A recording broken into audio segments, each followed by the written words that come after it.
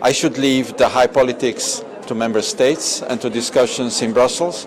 What we as the EU delegation, me as the ambassador of the European Union should focus now is what I can do, what we can do as delegation here in the country to demonstrate to people that we are here to support, we'll continue to support and be present. That's why we opened Europe House in Skopje, where we hope the young people will find a home, will find a place to meet, to have fun, to enjoy, to learn, to innovate and create.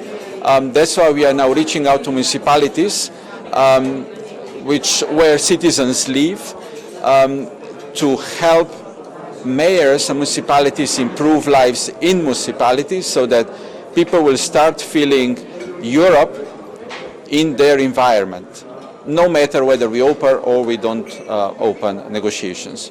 The rest of the discussions, I think I will, let's wait and the news will come when the time will be right.